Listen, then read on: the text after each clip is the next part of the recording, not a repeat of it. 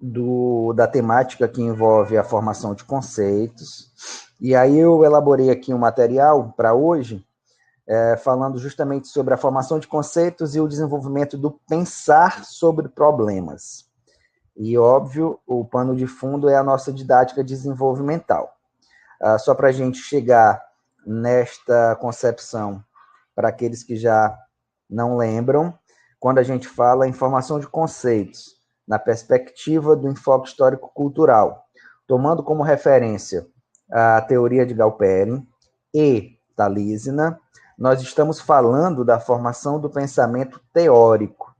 Esse pensamento teórico nada mais é do que a maneira de utilizar as habilidades do pensamento lógico para pensar de forma generalizada, com máxima possibilidade de transferência para novas situações de aprendizagem. Então, tomando como referência que nós estamos correlacionando a aprendizagem com a reconfiguração, a reestruturação da base orientadora da ação. Então, diante de qualquer objeto que seja, o sujeito ele tem uma concepção formada, internalizada, que consiste em um modelo do objeto e um modelo da ação, basicamente, ou seja, o conhecimento conceitual e o conhecimento operativo sobre aquela ação, objeto, habilidade.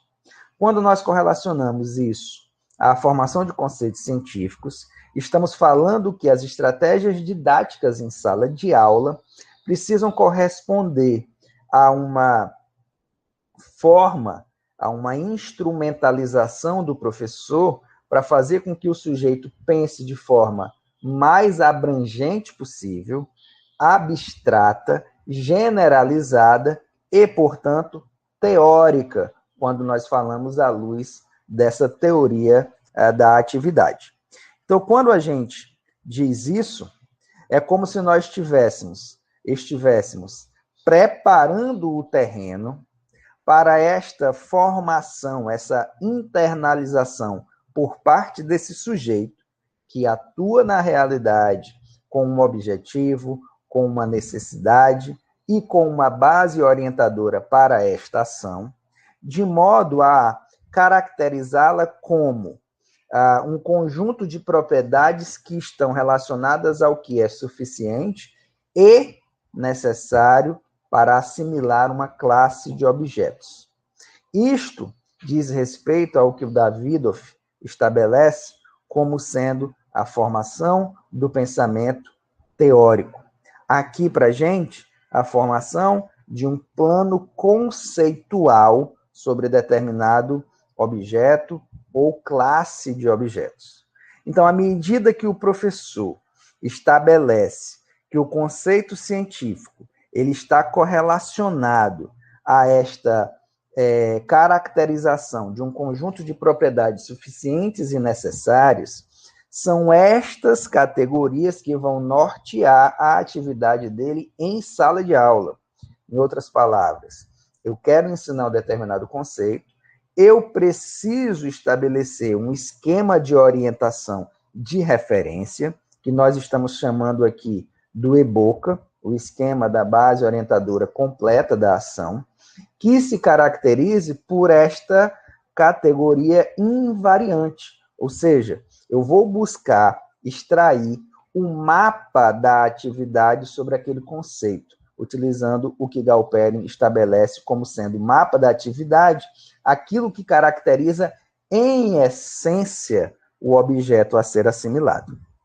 Nessa perspectiva, isto possibilita tanto ao docente quanto ao discente, ou seja, a relação em sala de aula, possibilita se estabelecer o pensamento a partir daquilo que é generalizado, obviamente generalizado dentro de um limite de aplicação, todo o conceito, toda formação conceitual, ela está limitada àquilo que ela representa, mesmo no âmbito da sua máxima generalização, possibilita que o aluno, ao contrário da formação dos conceitos não científicos, ou seja, do cotidiano, que ele raciocine em termos do geral para aí sim particularizar, diferente do que o indivíduo faz com os conceitos que não são escolares, onde geralmente ele pensa do ponto de vista de um caso, né, de um objeto particular em si, e a partir dali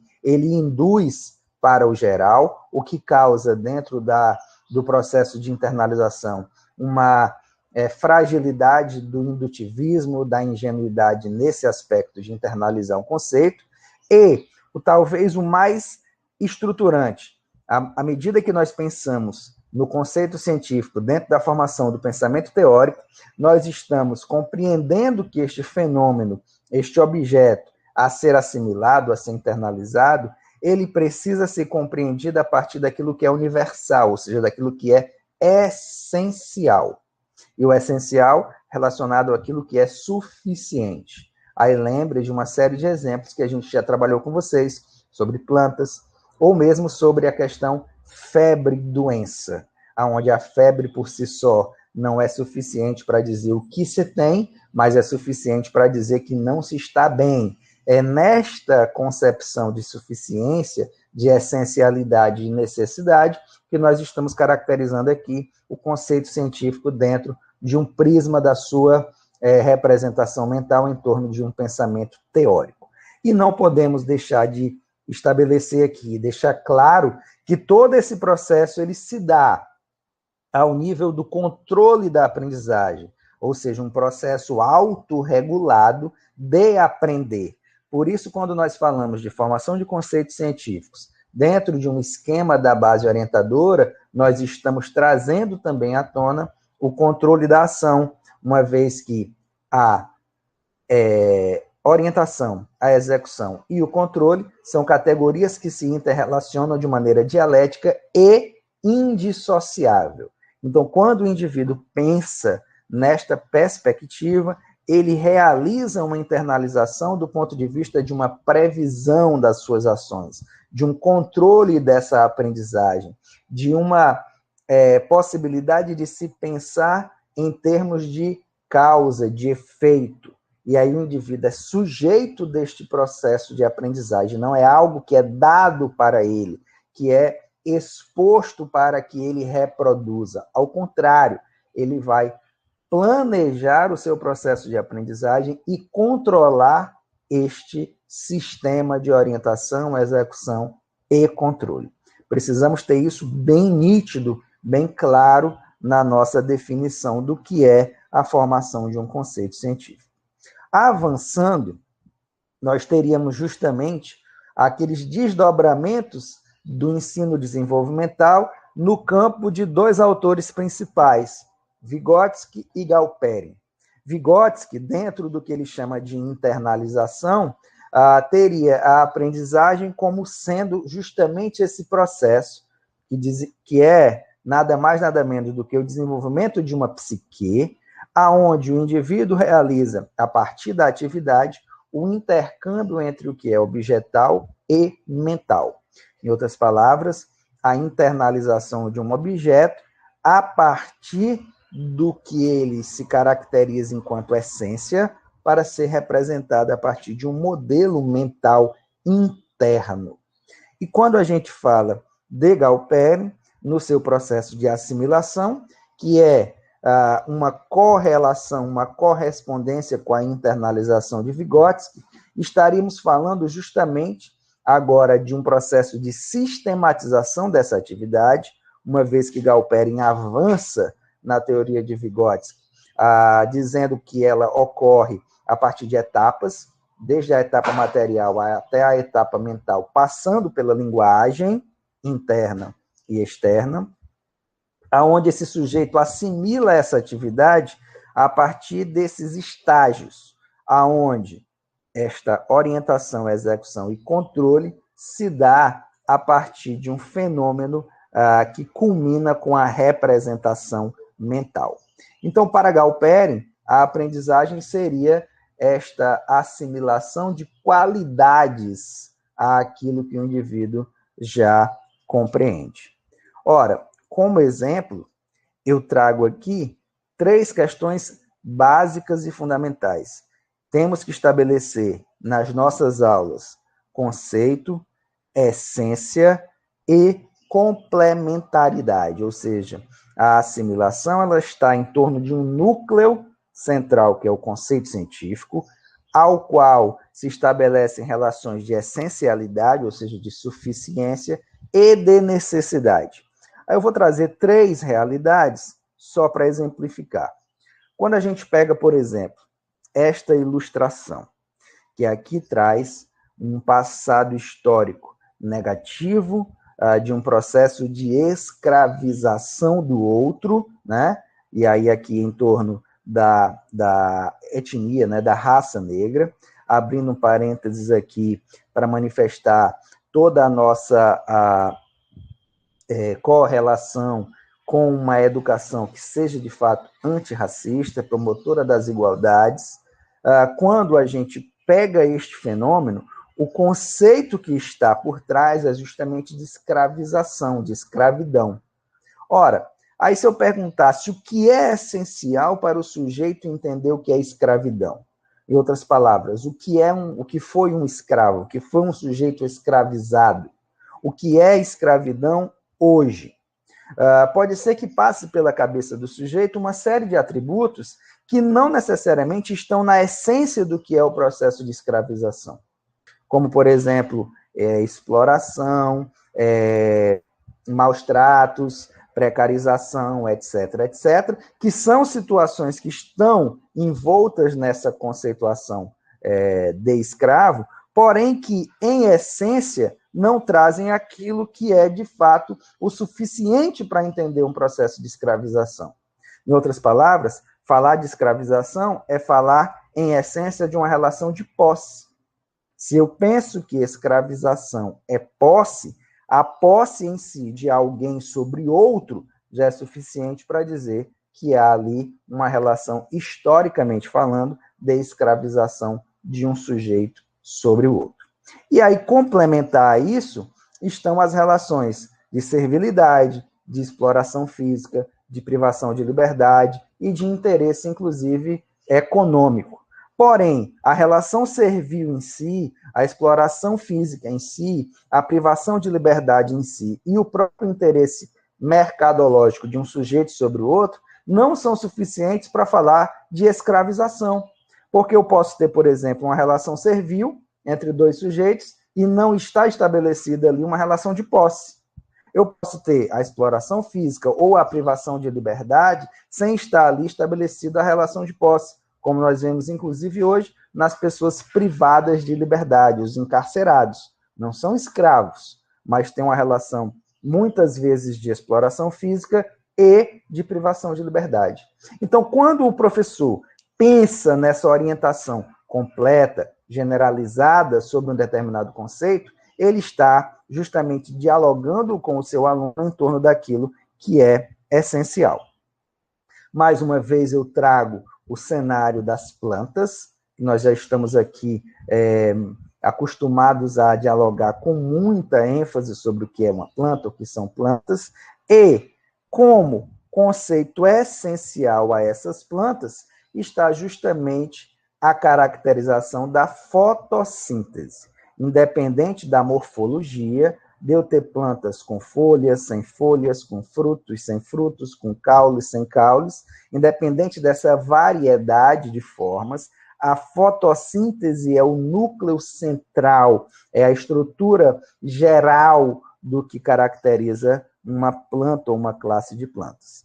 E como características secundárias, necessárias, porém não suficientes, nós temos a ausência de locomoção, o fato de serem autótrofos, clorofilados e, portanto, pertencentes a uma categoria de produtores na cadeia alimentar. Plantas, portanto, seria a junção dessas características em essência e em necessidade. E, por fim, trago um outro exemplo, também importante quando a gente fala de uma educação libertária, de uma educação fora dos paradigmas do preconceito, que diz respeito a gênero na biologia. Quando nós estamos falando de ciência, e aqui cabe a reflexão do limite de generalização, nós sabemos que o gênero pode ser compreendido sobre múltiplos olhares. Eu posso ter o gênero dentro da cultura, dentro da sociedade, que não se aplica, vamos assim dizer, a essa questão do gênero biológico. E, em biologia, vista da biologia, biologicamente falando, sim, seria essencial que o XX fosse uma caracterização do gênero feminino e o XY é essencial para se caracterizar o masculino. E aí, em termos de complementaridade, teria as características sexuais secundárias, por exemplo, e até culturais. Quando estivermos falando dentro de uma outra concepção de gênero, este limite de generalização, portanto, já não se aplica mais. Eu teria aí o advento da transgeneralidade e por aí vai. Agora, se o limite é a biologia molecular, eu posso utilizar essa base orientadora sem fazer com que esta representação seja, entretanto, preconceituosa ou excludente. Então, quando eu trago estas representações para a gente pensar a aprendizagem, a formação de conceitos, é justamente porque, diante de um novo conceito, o professor precisa pensar nesta caracterização do que é essencial e do que é necessário para ensinar, ou seja, para montar a sua base orientadora e dialogar com a orientação que o aluno já traz para a sala de aula. Isto simboliza nada mais, nada menos do que um objeto externo, ou seja, todo o conceito está relacionado a esta representação, que pode ser de uma planta, pode ser de um sujeito escravizado, pode ser da categoria homem e mulher, do ponto de vista da biologia molecular. E ela se estrutura em torno da atividade, que eu já falei para vocês, um sujeito que atua, um objeto na sua realidade, um motivo, uma necessidade e uma base orientadora. Esta é a estrutura da atividade que falamos. Nesse sentido, isto está representado por uma base orientadora da ação. Esta base orientadora da ação nada mais do que um sistema de condições que se materializam conscientemente em torno de um modelo do objeto e de um modelo da ação. Um conhecimento conceitual e um conhecimento operativo sobre aquele objeto a ser assimilado. Isso faz com que, em termos didáticos, o professor possa estruturar sua atividade em sala de aula a partir de uma lógica centrada na generalização daquilo que é mais abstrato, daquilo que é geral. E, nesse sentido, fazer com que o sujeito, a partir daquilo que é invariante, consiga assimilar esta representação em torno do que é geral e não em torno do que é particular. Esta aprendizagem, neste esquema que nós estamos representando aqui, ela garante ao sujeito que ele tenha a possibilidade de uma representação mental com alto grau de generalização, com alto grau de plenitude e alto grau de transferência. Ora, o que significa isso? Que o sujeito ele não vai mais representar um objeto, mas uma classe de objetos, inclusive independente da sua variação de forma, de cor, de estrutura externa. O sujeito está assimilando o conceito a partir daquilo que é suficiente para a sua interpretação. Seria o que nós chamamos do mais alto grau de sofisticação do pensamento, que é a abstração e, portanto, a formação do pensamento teórico, que no sujeito ocorre a partir da reconfiguração desta base orientadora inicial em torno de uma nova base orientadora. Isto, para nós, é aprendizagem, é aprender em torno daquilo que a gente chama de conceito científico. E quais as implicações didáticas disso para a sala de aula? Primeiro ponto que a gente tem que ter atento é: o professor precisa planejar o seu ensino em função de um esquema da base orientadora completa da ação. Em outras palavras, o professor não pode entrar em sala de aula para experimentar. experimental do ponto de vista de fazer, sem ter um planejamento prévio e consciente do que ele quer fazer e aonde ele quer chegar. O professor, ao elaborar um EBOCA, ele está planejando a sua atividade em torno do que é essencial, ou seja, o meu aluno precisa, a partir dessas sequências didáticas, entender isto, para que ele possa realizar aquilo, para que ele possa resolver este tipo de problema. Nesse sentido, o professor precisa, obviamente, partir de um diagnóstico. Se eu não conheço qual é a orientação do meu aluno sobre determinado objeto, determinado conceito, eu não posso organizar um sistema didático adequado para que ele pense de maneira generalizada. Então, nesse sentido, a elaboração de um sistema didático, ela se dá justamente em torno daquilo que é invariante. Ora, quando eu penso dessa forma, eu vou falar para vocês de um sistema, que é o sistema Galpern-Talisena, que parte, dentre outras questões, de um ciclo cognoscitivo de orientação, execução e controle, de uma etapa motivacional que está presente durante todo o ciclo de aprendizado, que nada mais é do que a representação de situações-problema, de um processo de reconfiguração desta base orientadora em relação ao EBOCA, ou seja, aprender seria a transição da boa para o EBOCA que o professor estabeleceu, e tudo isso a partir da autorregulação consciente dessa atividade. E aí a gente tem aqui algumas situações para estabelecer. Professor, o que é então uma situação-problema, o que é um exercício? Porque dentro da sala de aula, muitas vezes nós estamos pensando que estamos problematizando, quando na verdade nós estamos apenas exercitando, que em termos da formação do pensamento conceitual e teórico, não é o mais adequado. Aí eu trago para vocês, por exemplo, este tipo de exercício. Identificando plantas aqui no 7º ano, mas poderia ser aplicado a um ano anterior. Aí aqui o exercício diz, observe a figura, nelas estão representados grupos de plantas. Na verdade, aqui não estão representados grupos de plantas, o que nós vemos são representações de tipos de plantas em particular, e aí ele pede para que o aluno escreva a que grupos essas plantas pertencem. Ora, aqui o aluno precisa pensar, ou se ele tiver uma memória do que significa, por exemplo, essa samambaia, do que significa esse pinheiro, ele é capaz de responder isto. Se a minha resposta é o aluno tendo uma memória, ele é capaz de responder, eu não estou diante de uma situação problema. Outra caracterização disso é, por exemplo, esta questão que foi retirada, inclusive, de um exame desses de seleção. O indivíduo coloca um enunciado gigante e, na verdade, o que ele pergunta é, dos grupos abaixo, é correto afirmar que possuem somente flores. Ora, se eu tiver a memória do que são a correlação de flores com essa caracterização, eu não preciso sequer ler o que está exposto no enunciado. Então, esse enunciado não está correlacionado à questão no sentido de se fazer necessário a sua leitura para que o sujeito pense. Nesse sentido, nós temos 2 exemplos de exercício que não proporciona múltiplas possibilidades de solução. Portanto, não leva o sujeito a pensar em uma resolução.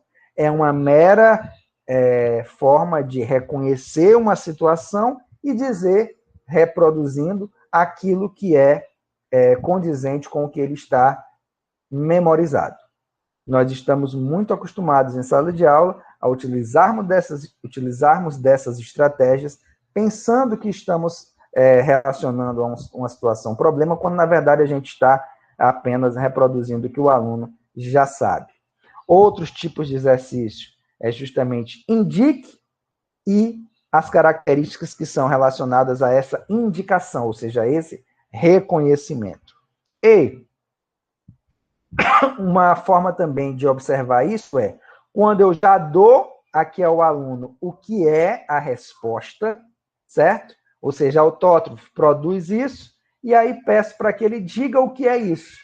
Eu não estou fazendo o indivíduo pensar o que é autotrofia, pensar o que é produção de energia, apenas eu estou dizendo o que é e pedindo para ele correlacionar com uma palavra, que na verdade é um conceito, mas aqui não carrega a sua especificidade conceitual. E, por fim, a gente pensar, então, em situações que envolvam problema, requer obrigatoriamente que o indivíduo pense em uma nova situação que não tem uma única percepção e um único caminho, uma única possibilidade. E aqui eu trago, em relação à base orientadora sobre o que são plantas, a característica essencial que nós mostramos lá atrás, que é justamente dessa fotossíntese. Ora, a hidroponia seria um cultivo, né, de uma planta sem a necessidade de fixação ao solo. Por que estou trazendo isto? Porque, diante dessa característica, eu posso ter, por exemplo, plantas sendo cultivadas em um galpão, longe do aspecto da natureza, da fixação ao solo. E aí, se não tem fixação ao solo, nem natureza, o aluno pode perguntar como é que tem fotossíntese se não tem sol, não tem exposição ao sol. Esta é a situação problema. O sujeito pensar em um cultivo num local totalmente diferente do natural e como isso seria possível. Ou seja, como é possível, baseado no conceito de planta, ou seja, fotossíntese, que essas plantas possam sobreviver neste ambiente totalmente privadas da energia solar. Este problema a ser resolvido, ele passa obrigatoriamente por um campo da pesquisa, onde o indivíduo vai ter que agora enveredar sobre o que é esse conceito de fotossíntese de fato. Ora, essa fotossíntese, ela depende obrigatoriamente do sol? Sim ou não? Se não, é qualquer luz que pode ser responsável por esse processo de fotossíntese? Então, veja que o indivíduo é colocado num ponto da contradição daquilo que, em tese, ele sabe, ou seja, que a fotossíntese é feita a partir do sol, levando a uma necessidade de se pensar no fato de esta fotossíntese ser possível sem sol. Quando o indivíduo é levado a pensar dentro deste prisma, eu não estou aqui diante de um mero exercício. Eu estou diante agora de uma situação onde ele vai precisar se orientar, executar e controlar esse aprendizado em torno daquela base orientadora que ele já traz. Ora, a partir disso, você pode ampliar esta situação problema justamente com essas perguntas norteadoras. Ora, é qualquer luz artificial que pode ser utilizada para o cultivo dessas hortaliças? Por quê? E aí o indivíduo vai entender que são dois comprimentos de onda diferentes entre o azul e o vermelho que são os fundamentais para a fotossíntese. Então, a fotossíntese não é exposição ao sol propriamente dito, é exposição ao sol para que ele possa captar este espectro de luminosidade dessa luz solar, espectro vermelho e azul. Portanto, se eu expuser as plantas a esses comprimentos de onda, mesmo que não seja no espaço aberto, eu posso ter a sua reprodução e o seu crescimento, porque elas estarão ali fazendo fotossíntese. Óbvio, eu estou dando a resposta aqui para vocês, mas, diante de um contexto de sala de aula, o professor iria mobilizar este conhecimento a partir de situações que envolvessem a pesquisa, por exemplo, na internet, a leitura de textos, a correlação de experimentos e a sua observação e acompanhamento ao longo de um tempo.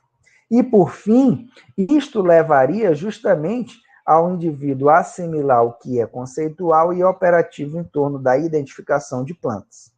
Neste sentido, quando nós pensamos assim, estamos correlacionando a nossa atividade em sala de aula àquilo que Galperin traz em torno do que é aprendizagem, que eu vou aqui ler o que está na obra de Galperin, que é toda atividade cujo resultado é a formação de novos conceitos, habilidades e hábitos naquele que executa, ou seja, a aquisição de novas qualidades àquilo que o indivíduo já tem é aprendizado.